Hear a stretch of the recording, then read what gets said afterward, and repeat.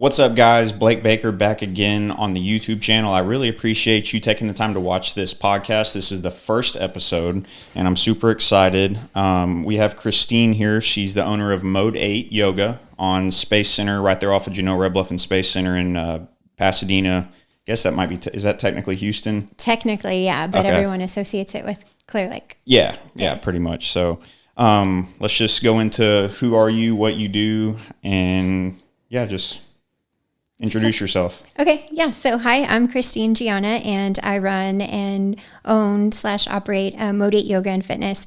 But I really associate myself as a serial entrepreneur. So I started Mode 8 about 3.5 years ago or so.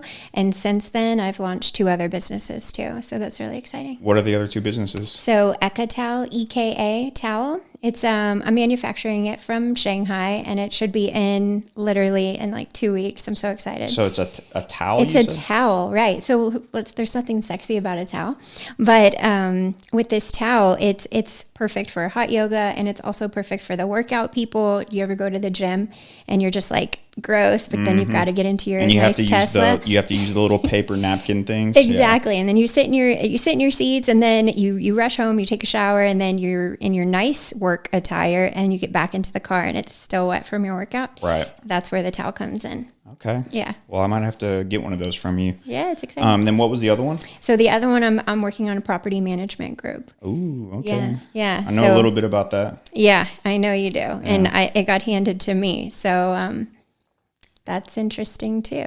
Okay. Cool. So how did you get started with Mode 8? Yeah. Like what got you into even wanting to open a yoga studio? Totally. So yeah, Mode 8's established. That's my passion. Absolutely. So I mean, how long do we have, right? So if we talk about like when it all started, it started about 15 years ago when I gained like so much weight from pregnancy and just wanted to get back in shape. In a way that was like sustainable, not just running and eating salads. So I got a personal trainer and I fell in love with it. So then 10 years went by as being a personal trainer, and I went snowboarding one day. I know you like to snowboard, right? I ski, but you try to go a couple times a year, yeah. Yeah. So I went snowboarding for the first time and was like, oh yeah, I'm misfit. I can do this. And I caught some air and I fell on my back. And I herniated L4, L5. I cracked my sacrum. I herniated a disc in my neck. I shattered my tailbone. Full yard sale, wiped out. And so I went to get up, and I couldn't. I literally couldn't bend my body to get up. Whoa, and that's scary. It is, right? Have you ever fallen like that? And you just lie there, and you're just like... Well, I've got the breath knocked out of me, but I've never if you can't get up, it's pretty scary because you have to spinal cord and Exactly. And I was like, no, that's not, I'm fine. Let me just get up and try again. And I fell right again. And I think that's what did me in. Yeah. And so I couldn't work out. I couldn't walk or run or do any of the things that I really like to do. But I did know that there were some secret yoga poses I could do. Yeah. And so I just really dove into yoga and figured out how to heal my back. So then 6 months later, I healed my back. I went to clients. I helped heal their back. And then I just felt inspired to create another video or to make a video. So we did one on Amazon. But the whole goal was, how can I help more people? Because I can't be the only one with lower back pain. That's rampant around everybody. Especially as we get older. I'm already kind of feeling it myself. Back pain it's going to happen to everybody, I feel like. Right. It's just like a matter of time. Yep. Like just human anatomy and physiology in general. So that's what inspired to open up Mode 8. And you said you made a video, a yoga video? Yeah, a back care yoga video. This is way before the studio. And it was these are the techniques that I did to help heal my back. So we had that produced, and it's on Amazon Prime. Yeah. So, okay. Yeah, it's cool. Yeah. It works if you stay diligent with it. You can't just, do it one time. What is your opinion on the inversion table? Yeah, I think they're awesome. Okay. I definitely added in some inversion at least once a week. I have one that I never use. I need to start using it. Yeah, get on it. Get on it. It creates a little bit more separation in the vertebrae to help suck them back in, which naturally as we sit, drive, text, our backs continue to. That's me all day, driving or on the computer or whatever. Exactly. And the spine and the back, the L4, L5, lower back, it doesn't have anywhere else to go but out. And so if you do that in a combination of yoga poses, just suck the disc right back in. Wow. You don't need surgery. Yeah, I feel like the disc thing is really common. That's like the first problem, and then when you start having to get discs fused together and stuff, it's just downhill from there. Yeah, no. Horrible. Yeah. So why did you name it Mode 8? Okay, so I named it Mode 8 because back up. There were two names I wanted it to name it, either Muse 8 or Mode 8. And the muse of like your body is a little more poetic, or mode. And so I, went to the dictionary, I looked up all the terms, and it's like mode, it's like math, like mean, median, and mode, right? Yeah. Mode meaning the number that occurs most on the data set. So I figured that mode is really, what do you do most often? And hopefully it's take care of yourself. Yeah. So I made it number 8 because there's 8 limbs of yoga. And the 8th limb is full enlightenment, nirvana, a complete oneness with the universe. So if you're Mode 8, then you made it. And that's the answer. That's what we were trying to look for, right? Less suffering, more healing, more purpose. Yeah. So I've been to your studio. I know you have the hot yoga, and then you have also just regular, like, do you have like beginner, intermediate, and expert classes, or what all do you offer? No. So we started to do that. And we found that people will go to the beginner classes like twice, and then they're like, okay, I'm done. So we could never really fill those classes. So we decided to, actually with COVID, and it was really a good eye opener for us to give us truly question who we are as a community. Mm-hmm. For sure. And it was like, we're not just these classes, we're more than that. And let's really hone in on what we're really good at. And what we found is we're really good at 5 particular core classes, which is 3 of them are hot yoga, but different versions of hot yoga, so you don't get bored. I don't know, right? Usually you go to the gym, you do a workout. You don't want to do the same thing every time. It's boring. You don't want to do arms every day. Same thing. Like yoga isn't just like sit down, I'm going to stretch. It's so much more than that. It's hard. My brother tells me all the time how hard it is. It's definitely, it can be hard. It can be challenging. And that's kind of like the goal. And you can never conquer all of it. I feel like there's probably always a harder pose. Exactly. Yeah. I've tried a couple of those. I couldn't There's do no it. end. Like it is a complete loop of infinity. Like that's the other thing about the 8 is like 8 means balance and harmony. Like that's what we want in life, not just to go work out to be a certain number of weight, or I'm going to work out because I'm going to feel better. That's temporary. Yeah. But if you can find something that's sustainable through any injury, Arnold Schwarzenegger isn't lifting the same that he did in his 30s. He's found a way to adapt, and that's what yoga can do too. Yeah. I don't know if you know who Dorian Yates is, but he was a 6 times Mr. Olympia, like bodybuilding. Yeah. And his body just pretty much fell apart towards the end, and now he's super hardcore into yoga and like always does it like every day. Yeah. So yeah, that's the thing about yoga is that no matter what injury I've sustained, like I have chronic ankle sprains because just running in general, that's all I knew how to do back then was just like, I'm just going to go run. But you have to find something else that you can do that's going to sustain through your whole life. And I found that that's yoga. And not just pound your knees and your hips and everything. Yeah, because really, why are you doing that? Unless you're an athlete, like a professional athlete, why are you doing that to your body for some external image that you feel like you should or shouldn't be? Yeah. That like maybe someone put you in a box of what a specimen of a 30-year-old man should look like. Right. In pain and upset and angry. Sore. Sore and like what are we gaining here unless you're doing some sort of competition? I don't understand why the 180% is necessary. Yeah, I feel like a lot of that is psychological. Like you can get addicted to that runner's high or whatever. But so what would you say the benefits of yoga are compared to, like, most people when they hit the gym, they're just going to go do 30 minutes on the elliptical, lift some weights, and that really kind of is more isolating parts of your body rather than yoga is, I feel like, where everything works together almost all the time. Is that? Yeah, that's completely true.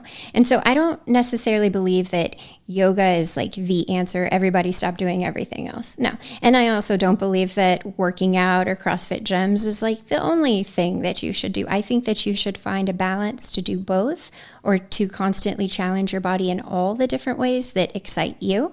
That way you can sustain for longer, less injuries. And also, your body has a complete range of motion. So like at Mode 8, we work with balance, flexibility, strength, cardio, and the mindfulness. And that's what I think the gym takes out. It's because you go in there by yourself. Do they remember your name? Maybe if you go every day, but if you go like once a month, they're like, yeah, hi, whatever. They read your name on a computer. And then you go in, you're by yourself. You're doing what you can, not necessarily, no one's pushing you unless you have a trainer. No one's pushing you or challenging you to what you can. So you develop that same thing, isolating one muscle at a time. And the body really wasn't designed to do that. Right. It was really designed to move together as one. And that's what actually yoga means, is one. It's like to yoke the body, mind, and the spirit together. Yeah. And at the studio, by doing all 5 of those pillars, by working through all of those, you don't get bored. And like more on like the psychological level is like, say you had like a really bad day, you go to the gym, you feel better.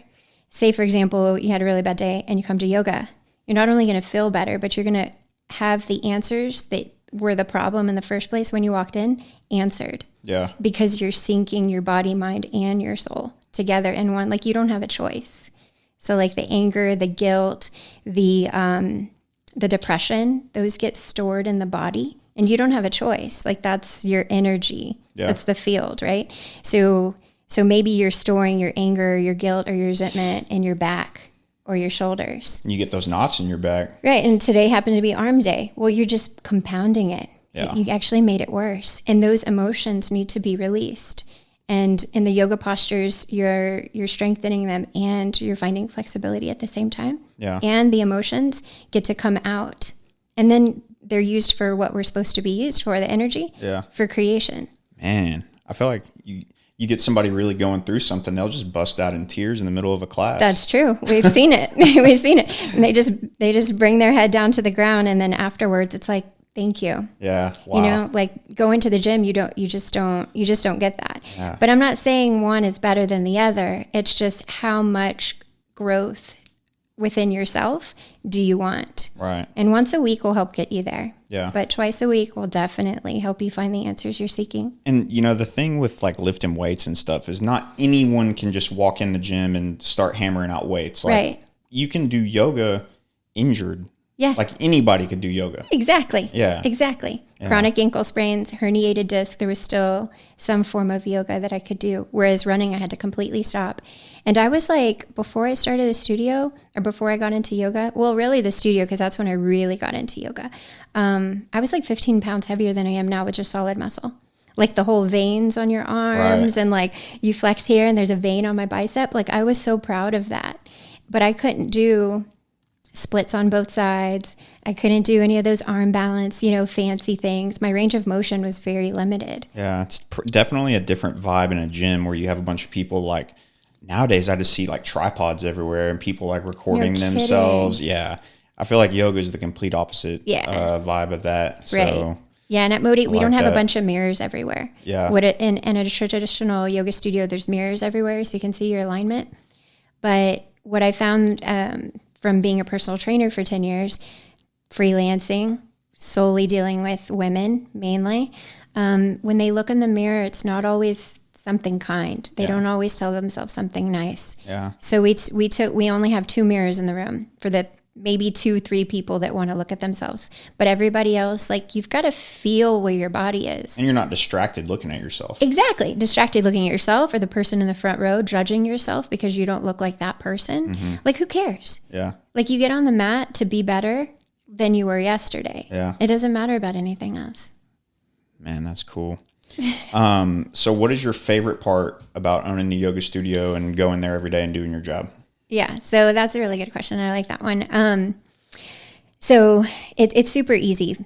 It's the people, first and foremost. So when I first started the studio, it was like, how can I create a fitness-based community, not a yoga-based community, just like a fitness-based community where you can go in between home and work or before, first thing in the morning, to where you can find yourself. Like, even if you have a room in your house, you still hear the outside noises, the kids, the dogs, somebody asking what's for breakfast, whatever. But if you've got a place that you can go to with like-minded people who truly are kind, like, hey, good morning, because they actually mean good morning. Yeah. They really do know, since we're a smaller local, studio, like we all know each other and everybody is welcome. Like, doesn't matter your size, your weight, your height, your age, like none of it matters. Yeah. And someone actually tells you good morning and they you could tell they really mean it. That means a lot, doesn't it? Yeah. Yeah. So like we have front desk person or our teachers, and everybody gets that. Hello, Sunny. Actually, like I saw her today at the studio, and when I see these people, it's just like, it just makes my heart happy. And then we happen to do yoga and lightning yoga, and we kick some butt. Yeah, you are like friends, and then you do some yoga. Literally, yeah. And you make friends. Like if you don't have friends, like a lot of times women, they cut off all their friends so that they can focus on their family, which is totally admirable. Or post-COVID, a lot of people are really isolating themselves, and the friend group that they used to have, maybe they don't have anymore, but you're looking for somebody that's kind of like-minded like you. You can make friends at our studio too. Yeah. I kind of went through that, the 24-hour fitness on Fairmont. I met so many people in there, and so many of my friends like started their careers there in membership sales and stuff. That was me. I started my career there as a personal trainer there for 9 months. Yeah. My friends Keegan and Gus started there, and they were selling memberships, and then Keegan is now the manager of a Honda dealership in Kingwood. So like he's gone from there to the top like really fast. So, nice. But yeah, that was a good place for, like everybody my age would go up there and work out, and you saw everybody you knew, you made new friends. It was a community for sure. So yeah, I love that. That's what I wanted when I started the studio. So I worked at 24 hours for like 9 months, and then I did my own thing for 10 years, like freelancing. It's just you and your clients. Yeah. That's it. And which is great. I loved it. Put me through college. That's awesome. But there's something special about a community. Yeah. Definitely. Definitely. So what are your future plans for the studio? Do you want to open another location or anything like that? Yeah, we've got big plans. I get told that a lot. I dream too big, but I'd rather, rather no such thing. I'd rather dream big than not. I can't help it, as I'm wired that way. You knew my dad, entrepreneur, so I can't help it. But yeah, so we want to open up another studio, not in the Houston area, more towards like Bastrop area or like Smithville, somewhere around there. Yeah. There aren't any yoga studios out there. Like at all. And that place is growing. There's a Buc-ee's. So much. There's a Buc-ee's. Beautiful, nice big old Buc-ee's there. Yeah. Got to represent the Texas. Yep. But that and a retreat center that's like Texas nature. Seeing what the pandemic did for a lot of the states, I've never been more proud to be a Texan. No joke. And I just want to put more money and more resources back into our state, and I couldn't be more proud. So yeah, I see a retreat center for Modate and another studio, a small one. And yeah, just, we'll see what happens. Okay, cool. Is there anything else you wanted to say or promote or? Well, we've got some pretty cool retreats coming up. So yeah, go to Modate. What is a retreat? Okay, awesome. I'm so glad you asked that. So retreat is like you'll go in, check in on a Friday. You'll stay all day, full day Saturday, and then check out on Sunday. So right now we're working with a ranch called Revival Ranch, and they've got 100 acres. Technically it's 93, but it's like 100 acres. So there's private trails on there. There's a pond. There's a running creek, Walnut Creek on there. So when we take a group of people, and the least amount of group I've taken was maybe like 8, and the most amount of people I've ever brought was like 25. Wow. I know. And the group size that I like a lot to lead is about 10 to 12, because I can really, talk with each and every person and really get a better understanding of who they are and what they need. So we'll do yoga first thing in the morning, unless you want to sleep in. Cool, no problem. Yeah. And then we'll have some breakfast. We'll do a little meditation by the pond. Then we'll do some light hiking through the trails, the private trails, so you don't have to worry about anybody bothering you or crazy dogs or whatever. Mm-hmm. And then we come back, we have some lunch. We'll do a little, discussion, a little workshop, empowering workshop. Just depends on what we're doing. For the spring right now, we're doing like a cleansing, clearing of your body's energy. Like there's some stuff. Everybody's got some stuff in their closet that they want to let go of and talk out. Maybe you don't want to talk about it, journal about it, but it's creating space to be able to do that. That's outside of your normal routine. Yeah. And then for dinner, we have a chef prepared dinner. If we don't have a chef on site, we'll go out to eat, and that's always nice. And then rinse and repeat for Saturday. Big day Saturday. Sunday is we'll do yoga in the morning, have breakfast, and then check out. Then you come back home. And because it's in the hill country, it's only 2.5 hours away. Right. Or 2 hours, depending on what side of Houston you live on. It's out by Bastrop? Uh-huh. Okay. Yeah, it's in Bastrop. Yeah. Yeah. So we're working with that ranch right now until maybe we get our own. We'll see. And you come home from that one a whole new person. Exactly. You get a cooking class from the chef. What? Like you just feel a sense of renewing when you've broken up the schedule. Vacations tend to be, I'm going to go out, I'm going to hang out at this beautiful beach, I'm going to eat a lot, I'm going to drink a lot, and then you need a vacation from your vacation. Yeah. Or you're just like following a schedule the whole time. I don't like that. I like to freestyle my vacations. Exactly. So the retreats are like, hey, we're doing the hike at this time if you want to join us. If you don't, chill out on the hammock. Do nothing. But know that these other things are here for you, these mindful things. So you come back Monday morning completely fresh with a new sense of renewing, like your inner renewing. Yeah. Yeah. Man, that's awesome. It's awesome. I love doing it. Yeah. Cool. Well, we're at about 22 minutes right now. So cool. I really appreciate you coming in. Yeah, Thank you for being my first guest. You're welcome. Thanks for having me. And yeah, we will see y'all later. Okay.